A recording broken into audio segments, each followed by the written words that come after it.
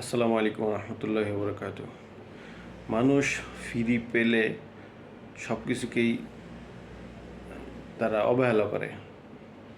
যেমন স্বামীর সার্ভিস, স্ত্রীর সার্ভিস, সন্তানের সার্ভিস, বাবা মার সার্ভিস একমাত্র তারাই বুঝতে পারে যাদের এই সার্ভিসগুলোর অভাব থাকে। যেমন উদাহরণ দিয়ে আমি বুঝাই, যেমন একজন এতিম সন্তান যার নাকি বাবা মা নাই, সে তার এই অভাবটুকু সে হাড়ে হাড়ে টের পেতে থাকে, যেটা সন্তানালা বাবা মা যাদের আছে তারা এটা হাড়ে হাড়ে টের পাবে না। এটাই স্বাভাবিক বিষয়।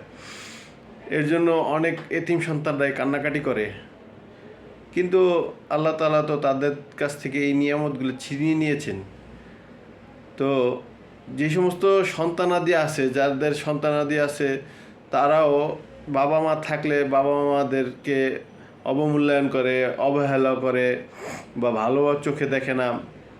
বাবা মা যে কত বড় বটগাছ, এটা তো আমরা যতক্ষণ পর্যন্ত বাবা মা না চলে যায় তার আগ পর্যন্ত আমরা বুঝি না। চলে যাওয়ার পরে হায় হায় আফসোস করি।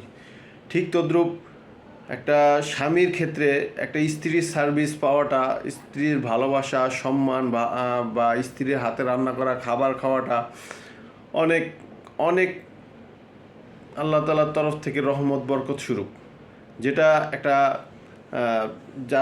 যাদের স্ত্রী আছে তারা এটা বুঝে না, কিন্তু যাদের স্ত্রী নাই তারা কিন্তু অনেক ভালোভাবে বুঝে।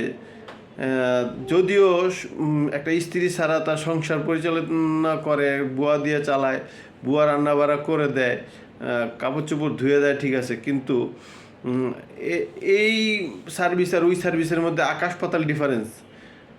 হ্যাঁ, অবশ্যই বুয়া দিয়ে সব কাজ করানো যায়, কিন্তু স্ত্রীর পরিচালনা, স্ত্রীর ভালোবাসা, এগুলোর কোনো বিকল্প হয় না।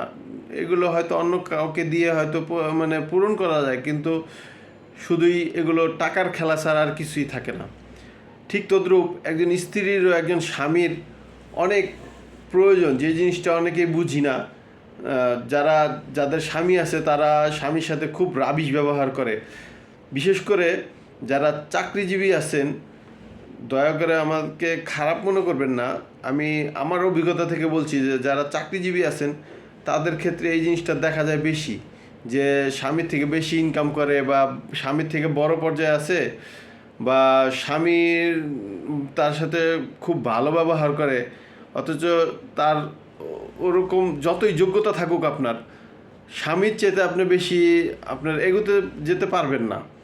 এটা মহিলাদের ক্ষেত্রে দেখা যায় যে তারা কি করে, যে সে যদি স্বামীর থেকে বড় উচ্চ পর্যায়ে থাকে তাহলে কি করে, স্বামীকে ডিভোর্স দিয়ে অন্য জায়গায় বিয়ে বসে, যেটা একেবারে অনেক খারাপ বিষয়, যেটা পরবর্তীতে তার হায় আফসোস করা ছাড়া কিছুই থাকে না।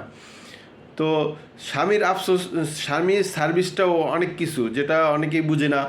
স্বামী না থাকলে তখন হায় আফসোস করে। অতএব আল্লাহ তাআলা আমাদেরকে যেই নিয়ামতগুলো দিয়েছেন, এই নিয়ামতগুলো শুকরিয়া আদায় করব। যেমন উদাহরণ দিয়ে বোঝাই যে নিয়ামতের শুকরিয়া আদায় শুরু এরকম না যে এগুলো নিয়ে সারাদিন পূজা করব, এরকমও না।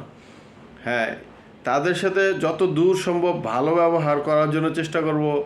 সবাই তাদের নিজ নিজ কর্মস্থল ক্ষেত্রে থেকে কষ্ট করে, ঠিক আছে, কিন্তু একে অপরের প্রতি যদি সহানুভূতিশীল হয়, ভালো ব্যবহারকারী হয়, তাহলে কি হয় যে সবাই শান্তি ভোগ করে।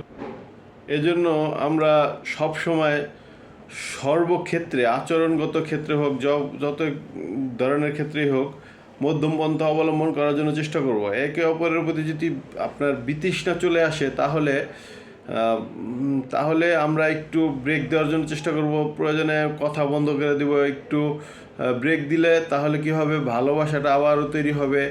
স্বামী স্ত্রী বলেন আর সন্তান বলেন আর যেই বলেন, তাহলে আবার নতুনভাবে রিস্টার্ট নিয়ে এটা এগোবে। আর না হলে দেখা গেছে একে অপরকে তিক্ততা থাকবে, এটা স্বাভাবিক, কিন্তু এর মাঝে এগিয়ে যেতে হবে। এবং কি আস্থার ব্যাপারে সচেতন থাকতে হবে, আল্লাহ তাআলার কাছে চাইতে হবে যে আল্লাহ, যদি কারোর দ্বারা আমি আচরণের কষ্ট দিয়ে থাকি তাহলে তুমি আমাকে তুমি তাকে মাফ করে দাও, আমাকে মাফ করে দাও।